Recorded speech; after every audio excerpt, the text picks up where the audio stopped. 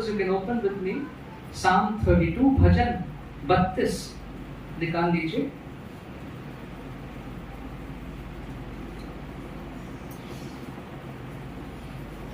We all have sometime or the other tried to hide something. कभी ना कभी हमने कुछ ना कुछ छिपाया होगा। Parents have to hide some things from the children. माँ बाप को कुछ चीजें बच्चों से छिपा के रखनी पड़ती हैं। Children try to hide some things from the parents.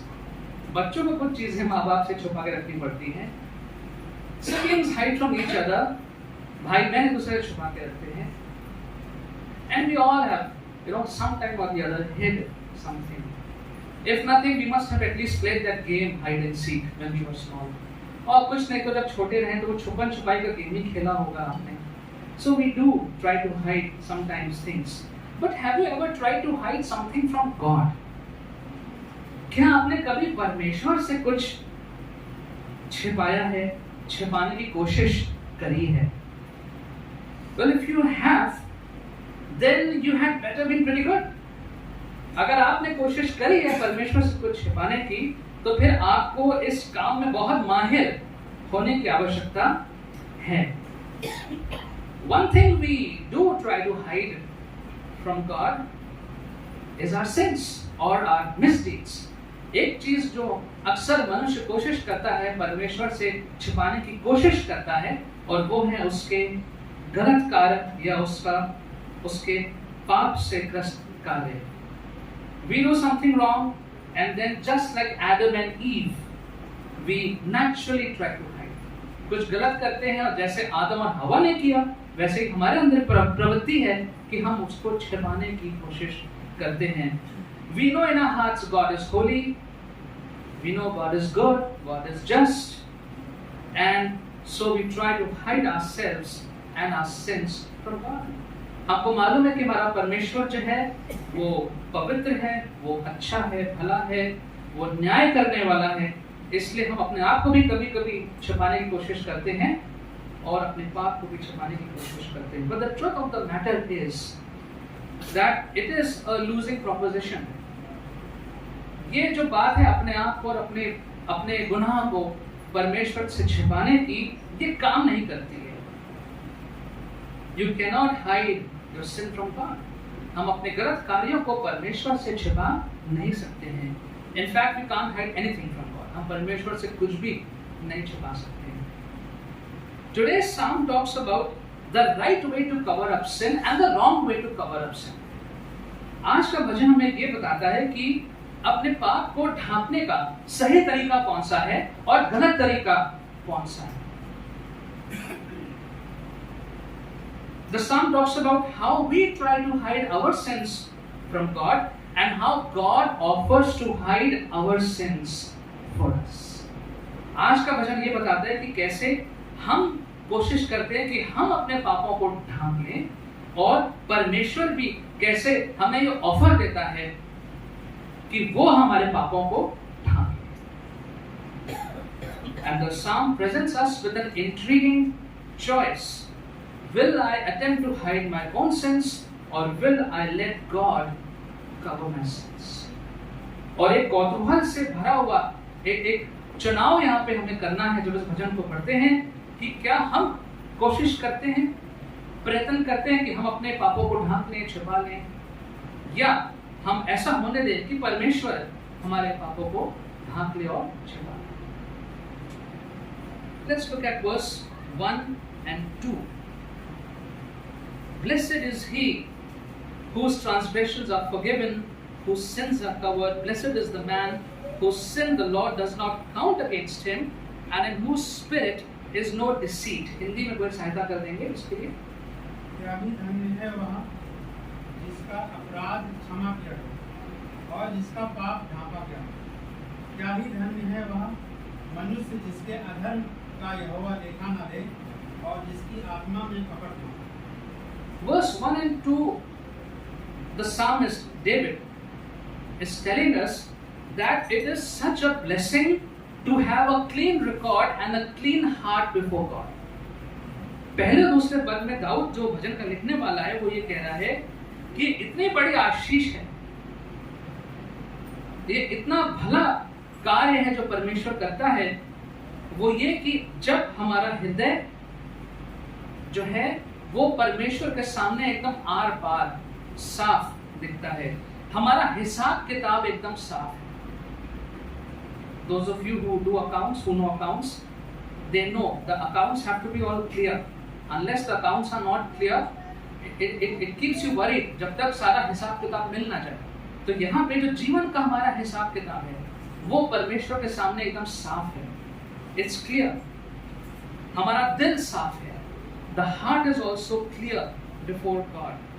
The Lord does not count our sins against us. परमेश्वर जो हमारे गलत कार्य, हमारे पाप हैं, उनको हमारे विरोध में हम उसका इल्जाम हमारे ऊपर नहीं लगाता। And this is the blessing of a clean record. And David starts off back on a positive note. Dawood यहाँ पे कह रहा है कि कितना भला धन्य है वो अवस्था जब हमारा हृदय परमेश्वर के सामने एकदम साफ है। We have a clean record before God. Won't it be wonderful to have a clean record before God? क्या ही अच्छा नहीं होगा कि परमेश्वर के सामने हम खड़े हो सकते हैं, आंख से आंख मिला के देख सकते हैं। हमारा अभिलेख परमेश्वर के सामने एकदम साफ हो। All our records before the Lord would be clean. Wouldn't it be great to be free from our past? जो चीजें हमारे जीवन में बीत चुकी हैं, जो सही हुई, गलत हुई, क्या वो अगर सारी साफ हो जाए, स्पष्ट हो जाए, नई हो जाए, क्या ये अच्छा नहीं होगा? And all of us make mistakes. हम सब लोग गलतियां करते हैं, but sometimes those mistakes follow us around and cling to us. कभी-कभी वो गलतियां जो हैं, वो हमारे पीछे इर्द-गिर्द घूमती रहती हैं और हमको पकड़ लेती हैं, weighing us down and holding us back. और उन गलतियों के एहसास से, उस गिल्ट से, उस ग्लानि से हम लोग अक्सर जो है उसके दबाव से हम लोग दबे रहते हैं। And that is what David is trying to express later on in this psalm. Dawood भी यहाँ पे यही कहना चाह रहा है कि कोई ऐसी बात है, we are not sure the context. Many commentators feel this it has reference to David's sin with Bathsheba, but it's not clear. We don't know. It's not for sure. हमको नहीं मालूम कि बत्शेबा के बाद, जो व्यभिचार के बाद उसने इसको लिखा है, कब लिखा, लेकिन ये बात जरूर है कि दाऊद इस बात को जानता है कि कोई ऐसी बात है जिसके कारण वो परमेश्वर के सामने शायद नहीं आ पा रहा है, परमेश्वर से छिप रहा है या संकोच कर रहा है परमेश्वर के सामने। He is hesitating to come before the Lord. There is something, and he is very openly speaking about that. परमेश्वर के सामने और इस वचन में जो उसने लिखा है, बहुत साफ तौर से, साफ दिल से वो भावनाओं को व्यक्त कर रहा है। And that brings us to the small word, a word which we don't like, the word sin. The truth is we don't like this word. सच यही है, ये छोटा सा शब्द पाप जो है वो हमको पसंद नहीं है। This word sin makes us uncomfortable. ये जो छोटा सा शब्द पाप है हमको व्याकुल करता है, हमें अच्छा नहीं लगता है। It is hardly used in our daily conversations. You can think of your last week's conversation with your colleagues, your friends in the market, in your family. How many times we use the word sin? I think unless you're praying and talking to God, but with the people, I don't think we use the word sin. अपने मित्रों के साथ जहाँ काम करते हैं, इस संसार हम इस शब्द का प्रयोग ही नहीं करते। पाप, इंग्लिश का word sin, we don't use. We prefer the synonyms: mistake, error, oh it got overlooked, sorry I forgot. हम ऐसे शब्दों का प्रयोग करना चाहते हैं। अरे क्षमा कीजिएगा, ये गलती हो गई, भूल गए, अरे वो गलती से स्किप कर गया। But sin, to use the word sin, it has to be something really, really bad. लेकिन ये sin या पाप शब्द प्रयोग करने के लिए कोई बहुत ही बुरी बात होनी चाहिए, तभी हम वो शब्द को प्रयोग करते हैं। Murder, adultery, robbery, violent fights, then that word is okay. ये जो कोई बड़ा काम होता है तब हमें पाप शब्द का प्रयोग करना चाहते हैं। किसी का कत्ल हो गया, व्यभिचार में कोई पकड़ा गया, कोई डकैती चोरी हो गई और बहुत खून खराबा लड़ाई झगड़ा हो गया, तब हम कहते हैं हाँ ये पाप। नहीं तो हमारे लिए गलती हो गई, अरे भूल गए, we want to use those words. Christians make a grave mistake in categorizing sins as per their convenience. मसीह लोग बहुत एक संगीन गलती करते हैं जब वो पापों को अपनी सुविधा अनुसार अलग अलग श्रेणियों में डाल देते हैं। मेजर सिंस, माइनर सिंस, जो बड़े बड़े पाप हैं और जो छोटे छोटे पाप हैं। And there's a third category also where people think it's okay, it's not a sin. गलत है लेकिन सभी लोग करते हैं, हम अकेले थोड़ी हैं। And so this third category is believing that a particular attitude or a behavior is normal, it's okay, there's nothing wrong in it. अगर मैंने ऐसा किया, अगर झूठ बोला तो क्या किया, सभी लोग करते हैं, करना पड़ता है। ये थर्ड कैटेगरी है जहां पे हम गलत चीज को गलत मानते ही नहीं है। We don't recognize a wrong as a wrong. That's this third category. So murder, yes, big sin. Adultery, yes, a big sin. Wife beating, depends. Men will say, depends on situation. Lying, depends. Jealousy, human nature, what to do. Anger, short-temperedness, well, everybody gets angry. Pride, you know what I'm saying? तो किसी का अगर कत्ल कर दिया, हाँ बहुत बड़ा गुनाह है। व्यभिचार, हाँ बहुत बड़ा गुनाह है। That is also now has become relative, by the way.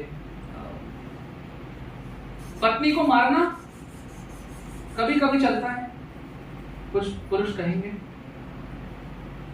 और ईर्ष्या करना कभी कभी, और गुस्सा करना, जल्दी जल्दी गुस्सा आना कभी कभी, घमंड, सुपीरियरिटी कॉम्प्लेक्स, अपने आप को दूसरों से अच्छा समझना, all these are the things that God doesn't like. All of them are sin in the eyes of God. There is nothing major, there is nothing minor. इसमें कुछ बड़ा नहीं है, कुछ छोटा नहीं है, ये सारी बातें जो हैं, and the list is long. This is only some examples. एक बहुत लंबी सूची बन जाएगी, खास तौर से उन बातों की जिसको हम पाप की श्रेणी में नहीं डालते हैं। Long list of attitudes and behaviors which we do not put in the category of any sin, neither major nor minor. It is normal. And friends, that's the reason, one reason why most people do not respond to altar calls.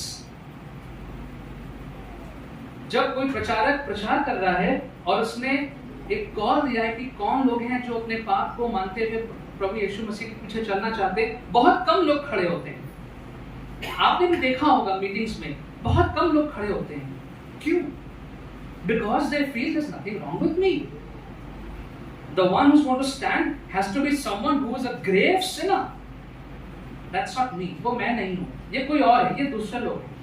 And then those who stand, we want to open eyes and see who that person is. And then we wonder, what has this person done? But never thinking about our own selves. जब meetings होती हैं और प्रचारक कह रहे हैं कि आप अपने आंखों को बंद कर लीजिए, जो लोग ग्रहण करना चाहते हैं प्रभु को वो खड़े हो जाएं, सामने आ जाएं। Very few people go. क्योंकि why? क्यों कम लोग जाते हैं? क्योंकि उनको लगता है उनके साथ कुछ गलत नहीं है, वो ठीक है। And it appalls people to be called a sinner.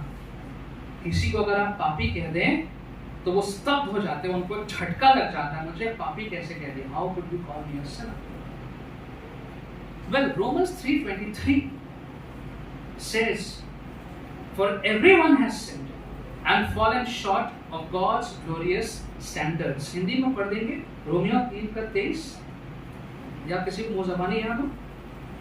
क्योंकि सबने पाप किया और परमेश्वर की महिमा से नहीं। क्योंकि वचन तो कह रहा है सबने पाप किया है और सब लोग परमेश्वर की महिमा से वंचित हैं। Let's see further what the Bible talks about sin. Galatians 5:19-21. गलतियों 5 19 से 21 and English and Hindi please if someone can read. Now the deeds of the flesh are evident, which are immorality, impurity, sensuality, idolatry, sorcery, enmities, strife, jealousy, outbursts of anger, disputes, dissensions, factions, envying, drunkenness, carousing, and things like these, of which I forewarn you, just as I have forewarned you, that those who practice such things will not inherit the kingdom of God. Hindi में पढ़ दीजिए। 5:19 से 21 गलतियों। अब शरीर के काम स्पष्ट हैं, अर्थात व्यभिचार, अशुद्धता, कामुकता, मूर्ति पूजा, जादू टोना, बैर, झगड़ा, ईर्ष्या, क्रोध, मतभेद, कूट, दलबंदी, द्वेष, मतवालापन, रंगरेलियां तथा इस प्रकार के अन्य काम हैं, जिनके विषय में मैं तुमको चेतावनी देता हूँ, जैसा पहले चेतावनी दे चुका हूँ कि ऐसे ऐसे काम करने वाले तो परमेश्वर के राज्य के उत्तराधिकारी न होंगे। So as we read these passages and many more, let no Christian sit back and think these passages are not for me. जब हम इन वचनों को और ऐसे और वचनों को पढ़ते हैं जो दाऊद ने लिखा है, कितना अपने बारे में लिखा है, औरों ने लिखा है, तो कोई भी मसीह आराम से बैठ के ये ना सोचे ये मेरे लिए नहीं है, it's not for me. Let no Christian fool himself or herself by believing that he and she is not like others. कोई भी मसीह अपने आप को बैठ के बेवकूफ ना बनाए, ये सोचे कि ये मैं औरों की तरह नहीं हूं, मैं तो सबसे अच्छा हूं, मैं सबसे अलग हूं। D.A. Carson, a reputed theologian and Bible scholar, said, and I'll read the whole thing in English and I'll translate it in Hindi. This is what D.A. Carson said. People do not drift towards holiness. Apart from grace-driven effort, people do not gravitate toward godliness, prayer, obedience to scripture, faith, and delight in the Lord. We drift towards compromise and call it tolerance. We drift towards disobedience and call it freedom. We drift towards superstition and call it faith.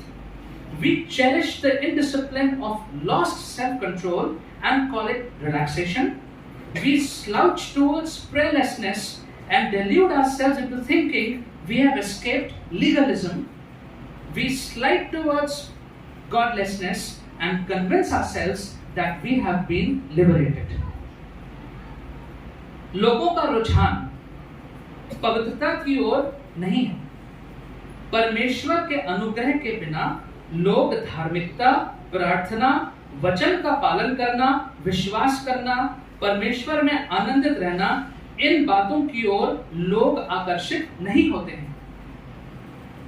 हमारा रुझान समझौते की ओर होता है और उसे हम सहनशीलता समझने लगते हैं। हमारा रुझान अनाज्ञाकारिता की ओर होता है और उसे हम स्वतंत्रता समझने लगते हैं। हमारा रुझान अंधविश्वास की ओर होता है और उसे हम विश्वास कहने लगते हैं।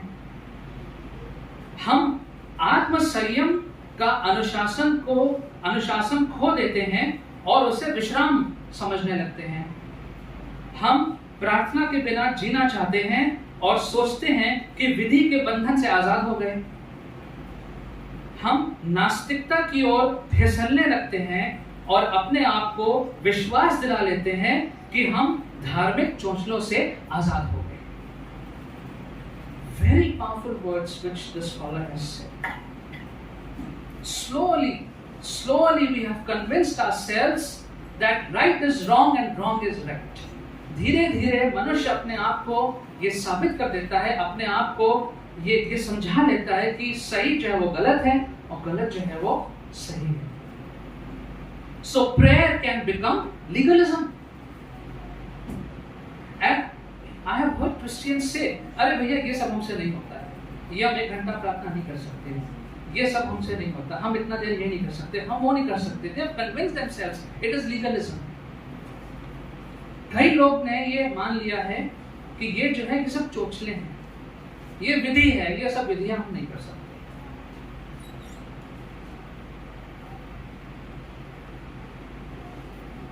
The devil will always want to make light of our sins and make us believe that there's nothing to worry about. Everything is okay, everything is fine, you are fine. शैतान और उसकी युक्तियां हमेशा हमारे सारी परिस्थितियों को कहीं हल्के में लेगी, दिखाएगी, अच्छा दिखाएगी और हमें यकीन दिलाती रहेगी कि घबराने की कोई बात नहीं, सब ठीक है।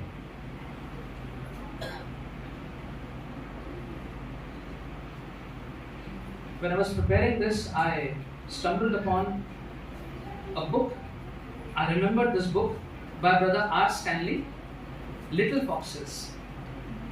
Years and years back, he had written this book. We have a copy. It's online also. You can download it. It's in PDF. It's a very good book, thin book. Little Foxes. छोटी लोमड़ियाँ, छोटी लोमड़ियाँ. Based on the Song of Solomon, chapter 2, verse 15. श्रेष्ठ गीत 2:15 में, हिंदी में निकाल लीजिएगा, मैं English में पढ़ देता हूँ. The speaker says, "Catch for us the foxes, the little foxes that ruin the vineyard, our vineyards that are in bloom." पढ़ लीजिए, श्रेष्ठ गीत 2:15.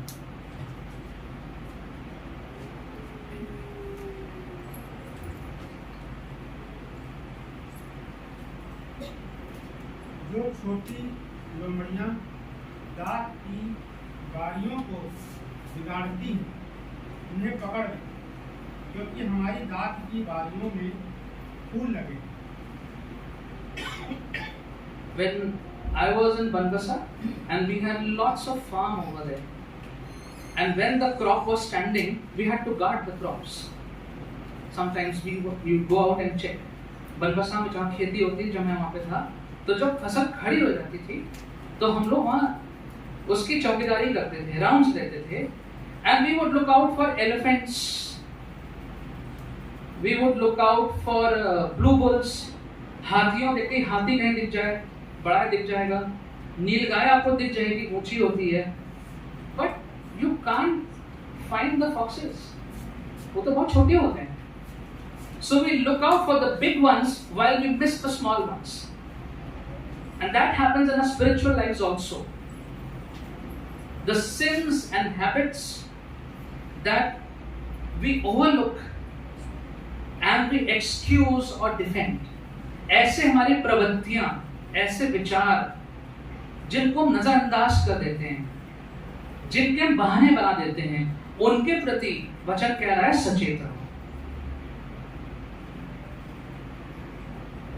It may seem inconsequential, but they could have a huge negative impact on our lives. हो सकता है सोचा इससे क्या, थोड़ा सा झूठ बोल दिया उससे क्या होता है, थोड़ा सा अगर पैसा मार दिया तो क्या होता है, इससे क्या होता है, सब लोग करते हैं, बट आगे जाके जीवन में बहुत नकारात्मक असर हमारे जीवन पे पड़ता है. So we must be careful of the small things that we consider normal but are equally destructive. इन छोटी छोटी चीज़ों को भी हम जो सामान्य समझते हैं उनसे हम सचेत रहें. Now, in the light of these revelations from the scripture, we must accept and believe the continuous need of confession and forgiveness of God. That is what David is talking about. इतने पद हमने देखे, थोड़े से पद देखे, विचार आपके सामने आए, तो इनको ध्यान में रखते हुए हमें ग्रहण करना है और विश्वास करना है, जो हमारी निरंतर एक हमारी आवश्यकता है कन्फेस करने की, अपने गुनाहों को कबूल करने की और परमेश्वर से निरंतर प्रार्थना करते हुए उससे क्षमा मांगने की आवश्यकता है. So here's a question: what happens when we decide not to confess our mistakes? क्या होता है अगर हम निर्णय करें कि हम अपने गुनाहों को कबूल नहीं करेंगे? When we don't want to confess our mistakes, our wrongs and sins to God. परमेश्वर के सामने हमने निर्णय किया है कि हम अपने पापी स्वभाव को लेके, अपनी सारी बातों को लेकर के हम नहीं जाएंगे। और when we think that we don't need to deal with it, it's okay. या हमें ऐसा लगता है कि कोई गलत बात मेरे जीवन में हुई या हो रही है, लेकिन इसको प्रभु के सामने लाने की आवश्यकता नहीं है, कोई बात नहीं, ये समय निकल जाएगा, हम आगे निकल जाएंगे, ये सब पीछे रह जाएगा। A new day will automatically cancel the previous day's follies. नया दिन आया है, it's a new day, पुरानी बातें बीत गई, I don't have to deal with it. If we think like that, what is going to happen? Let's look at verses 3 and 4 of Psalm 32. When I kept silent, my bones wasted away through my groaning all day long. For day and night your hand was heavy upon me, my strength was sapped as in the heat of summer. Hindi में पढ़ दीजिएगा 3 और 4।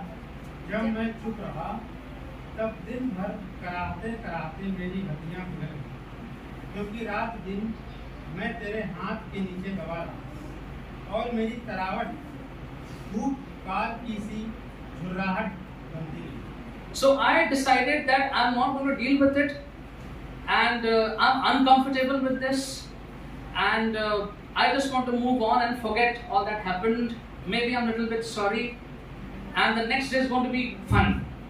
And this is what all the worldly gurus will also tell you. मैंने निर्णय किया कि नहीं, मैं इसको प्रभु के सामने लेके नहीं आऊंगा, जो बीत गई सो बात गई, और नया दिन कल शुरू होगा, थोड़ा सा मुझे अफसोस भी है, और कल से सब बातें बदल जाएंगी। David says no, it will not change. Dawood कहता है नहीं बदलेंगी। When I kept silent, my bones wasted away. मेरी हड्डियां तक जो थी वो, हिंदी में क्या लिखा है तीसरे पद के लिए, पिघल गई, गल गई। A strong man like David, a warrior, इतना अच्छा राजा, लड़ने वाला, highly motivated, the one who defeated Goliath, is saying my bones wasted away. मेरी तो हड्डियां तक गल गई। For day and night your hand was heavy on me. परमेश्वर का हाथ मेरे ऊपर भारी बना। So there is a number of reasons why people may try to hold back confession of sin. बहुत से कारण हैं जिसमें बहुत से लोग जो हैं वो प्रभु के सामने नहीं कबूलना चाहते। Pride can be one factor. Come on, how can I go and say sorry? How can I kneel down, and how can I say all these things to God? मैं कैसे करूं? मुझे घमंड है। Sometimes you don't want to admit that you're wrong. कभी-कभी इस बात को मानना नहीं चाहते कि हम गलत हैं। At other times you might withhold confession out of a sense of despair. शायद आप में इतनी निराशा भर गई है कि आप चाहते ही नहीं हैं कि इसके बारे में प्रभु से बात करें, प्रभु के सामने इस बात को लाएं। You may be so overcome with guilt for your wrong that you don't believe that God can possibly forgive you. हो सकता है आपकी कोई ऐसी बात है जो आपको अंदर ही अंदर खाए जा रही है, और इतना आपके अंदर ग्लानि भर गई है, अफसोस भर गया है, और आपको लगता है कि ये प्रभु जो है वो क्षमा नहीं करेंगे। हम अपने आप को इतना अपराधी समझते हैं कि सोचते हैं प्रभु क्षमा नहीं कर पाएगा। I don't know what David's case was. It's not clear. We can presume, but it's not clear. मालूम नहीं कि दाऊद के साथ यहाँ पे क्या समस्या थी। But either way, he was holding out on God. That is clear by what he writes. कुछ तो था उस क्षण जो उसके जीवन में उस वक्त चल रहा था, जिससे वो प्रभु से कुछ दूरी ऐसा प्रतीत होता है कि बनी हुई थी, जैसा वो लिख रहा है। He was no longer on speaking terms with the Heavenly Father at that moment. शायद उस वक्त वो परमेश्वर के साथ, अपने पिता के साथ शायद बातचीत भी नहीं कर पा रहा था। Notice how David calls this period of silence a wasteful time. Dawood यहाँ पे कहता है कि ये जो समय था जब खामोशी थी, कोई बातचीत नहीं हो रही थी, वो समय व्यर्थ। चला गया. My bones wasted away. I groaned all day long. मेरी हड्डियां तक गल गई और मैं दिन रात करहा रहा था. So my dear friends, unconfessed sin has a crippling effect on life. कोई भी ऐसी बात हमारे जीवन में छोटी या बड़ी जिसको हम प्रभु के सामने नहीं लाते हैं, वो हमें विकलांग कर देती है. It will waste away your energy physically and spiritually. आत्मिक रीति से और शारीरिक रीति से आपकी ताकत सामर्थ जाती रहेगी. It will completely drag you down. पूरी तरह से आपको वो नीचे गिरा देगी. And here is something important to remember and think. एक आवश्यक बात जो हम सोच सकते हैं. Sometimes your bad physical and mental health could be due to holding back on God. हो सकता है कभी-कभी हमारी बुरी मानसिक स्थिति, शारीरिक स्थिति हो सकता है इसलिए हो क्योंकि हमने परमेश्वर से एक दूरी बना के रखी हुई है. Sometimes the cause of your life's unending problems could be your unresolved sins. हो सकता है कभी-कभी हमारे जीवन की ना खत्म होने वाली समस्याएं क्यों हैं? आप भी सोच रहे हैं आखिर क्यों? पादरी साहब भी सोच रहे हैं क्यों ऐसा क्या है? Maybe it's some sin that has not been resolved. कोई ऐसी बात जो परमेश्वर के साथ साझा नहीं करी गई है, परमेश्वर के सामने लाके क्षमा नहीं मांगी गई है. Many times we suffer because we choose not to trust God and we choose not to seek His forgiveness. कई बार हम लोग संघर्ष करते रहते हैं. क्यों? क्योंकि हमने चुनाव कर लिया है कि परमेश्वर के सामने हम सब बातों को लेके नहीं आएंगे. So as David is thinking all these things, then he does the right thing. अब दाऊद ने बिल्कुल सही काम किया. Verse 5.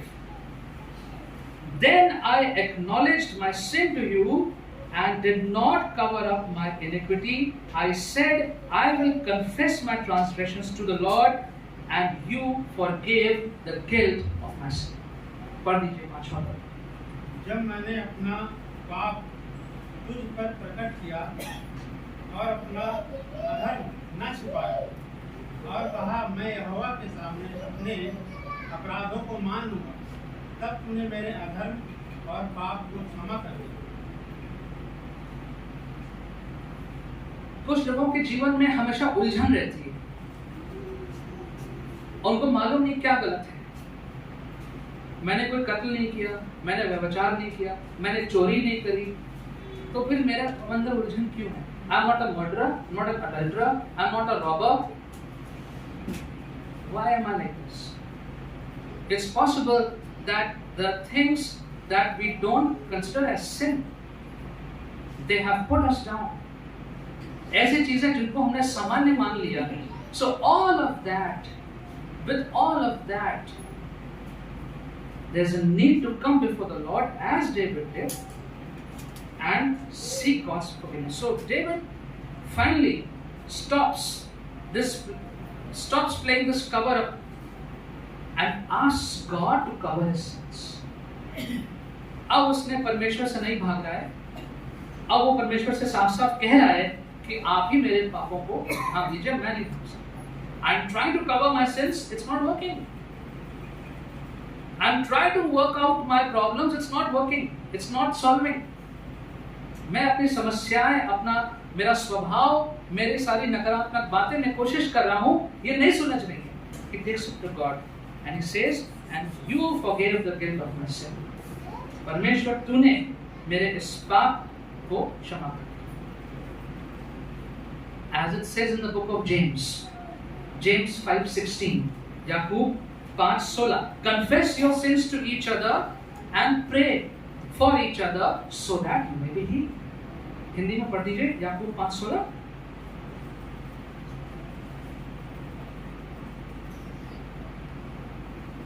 इसलिए तुम परस्पर अपने पापों को मान लो और एक दूसरे के लिए प्रार्थना करो जिससे कि चंगाई प्राप्त हो. धर्मी जन की प्रभावशाली प्रार्थना से बहुत कुछ हो सकता है. Healing comes when we forgive each other. Healing comes when we have confessed the wrongs that we have done to each other. That's what James says, the Bible says. चंगाई कब आती है? जब एक दूसरे के परस्पर गलतियों को मान लेते हैं, एक दूसरे के लिए प्रार्थना करते हैं. Confessing to each other also means forgiving each other. केवल मान लेना ही काफी नहीं है, क्षमा करना भी काफी है. It also means compensating for any damages that we have done to each other. अगर हमने किसी का नुकसान किया है तो सिर्फ मान लेना काफी नहीं है, सॉरी बोल देना काफी नहीं है, उस नुकसान को पूरा भी करना है. Reach out to that person whom you have wronged. अगर किसी के साथ गलत किया है तो उस तक पहुंचिए. And the Lord will heal you. परमेश्वर आपको चंगाई देगा.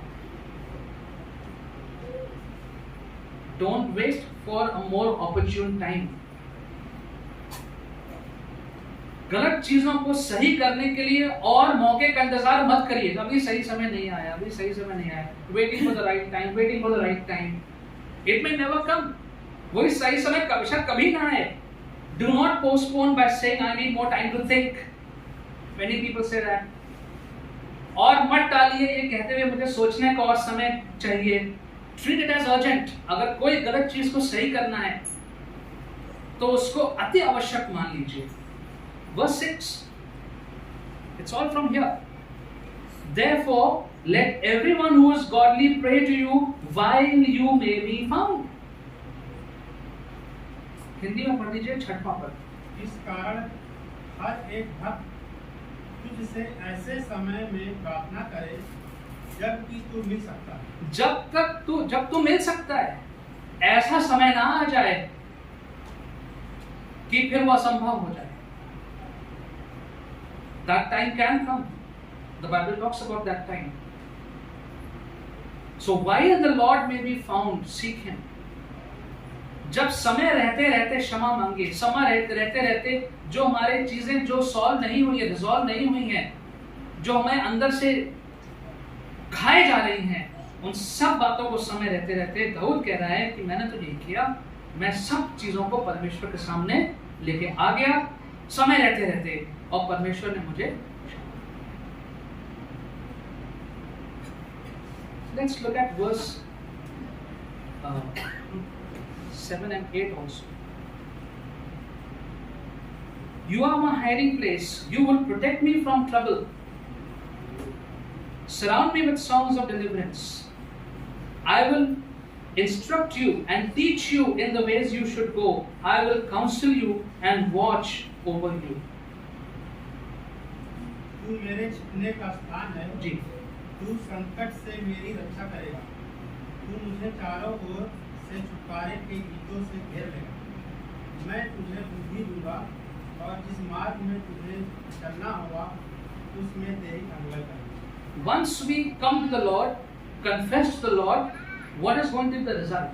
एक बार जब प्रभु के सामने आ गए, सारी बातों को प्रभु के सामने रख दिया, इसका नतीजा क्या होगा? Verse 6. When the mighty waters rise, they will not reach him. Dangers may come, difficulties will come. It will not reach the man of God, the woman of God. परमेश्वर का जो बेटा है बेटी है, उस तक वो संकट नहीं पहुंचेगा. Verse 7. You are my hiding place. हमारे पास एक छुपने का स्थान मिल जाएगा. परमेश्वर. Protect me from troubles. विषम परिस्थितियों से प्रभु बचाएगा. Surround me with songs of deliverance. छुटकारा मुझे दिलाएगा. I will instruct you. परमेश्वर हमें सिखाएगा. Teach you in the way you should go. किस रास्ते पे जाना है, परमेश्वर ये हमें सिखाएगा. I will counsel you. परमेश्वर आपको सांत्वना देगा. I will watch over you. परमेश्वर आप पे नजर रखे. ये सारी बातें हों. But after reading and after listening and after contemplation, there will be still some who will not come to the Lord, who will not surrender, who will not confess, who will not seek forgiveness. इतना सब कुछ पढ़ने के बाद, सोचने के बाद, फिर भी कुछ लोग होंगे जो प्रभु के पास नहीं आएंगे, प्रभु को समर्पित नहीं करेंगे अपने आप को, पापों की क्षमा नहीं मांगेंगे. And what does God say to such people? ऐसे लोगों से परमेश्वर क्या कहता है? Verse 9. Do not be like the horse or the mule which have no understanding, but must be controlled by bit and bridle, or they will not come to you. पढ़ दीजिए ना। घोड़े और खच्चर के समान न बन, जिनमें समझ नहीं होती।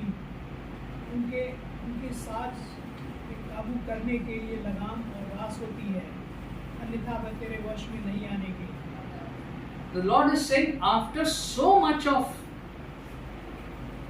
motivation, facts, and if still someone feels that way, then you are just like a donkey or a mule that has to be controlled by a bit and bridle, जिसको मार चाबुक की मार से ही सही किया जा सकता है। That's what the Lord says.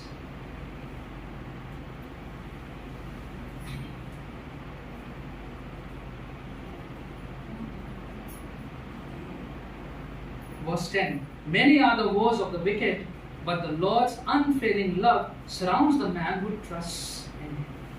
Hindi में आप इसको और पढ़ दीजिए। दुष्ट को तो बहुत दुख होते हैं, परंतु जो यहोवा पर भरोसा रखता है वो करुणा से घिरा है। दुष्ट को बहुत दुख होंगे, दुष्ट प्रवृत्ति, ऐसी बातें जो हमें दुष्टता की तरफ लेके जा रही हैं, बहुत दुख होंगे। Many sorrows will be there for someone who is constantly staying away from God. Someone who thinks I'm okay, nothing is wrong with me, मेरे साथ कुछ गड़बड़ नहीं, मैं बिल्कुल ठीक हूँ। The problem is with others, I'm fine, nothing is wrong with me, मैं बिल्कुल ठीक हूँ, I don't need forgiveness, I've done nothing wrong. And the Lord says that you're going to have many sorrows. दुख, तकलीफों से, कष्ट से वो जीवन भरा रहेगा ऐसे व्यक्ति का। But the Lord's unfailing love surrounds the man who trusts Him. जो व्यक्ति परमेश्वर में भरोसा करके आ जाता है परमेश्वर की शरण में, the one who takes refuge in the Lord, no matter what has happened, what has gone wrong, the Lord is big enough to cover everything. So let me put a final question before us. अंतिम सवाल अपने सामने रख लेते हैं। Which is better? दोनों में से बेहतर क्या है? Which is better?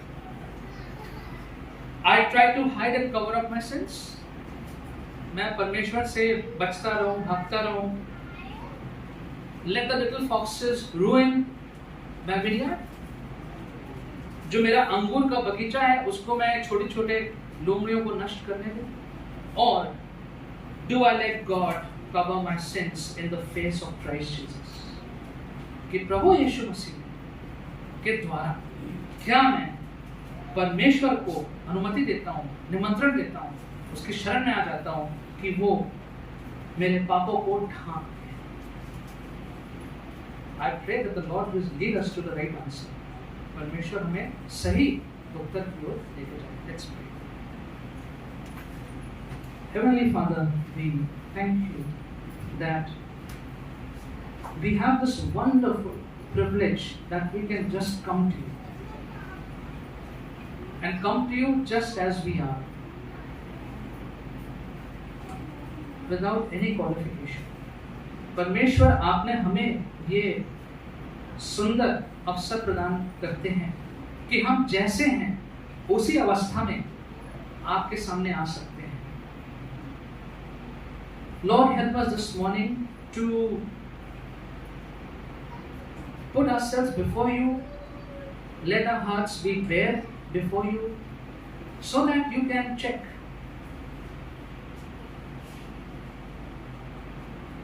Lord, you introspect us, check us, and show us all that the tendencies, the thoughts, the behaviors that are not right in your sight. प्रभु जी आप हमें जांचिए हमारे जीवन में, वो सारे विचार, वो सारे कार्य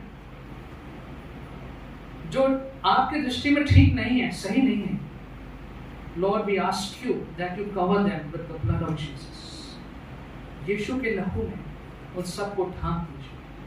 Help us, Lord, to always run to you, no matter what has gone wrong.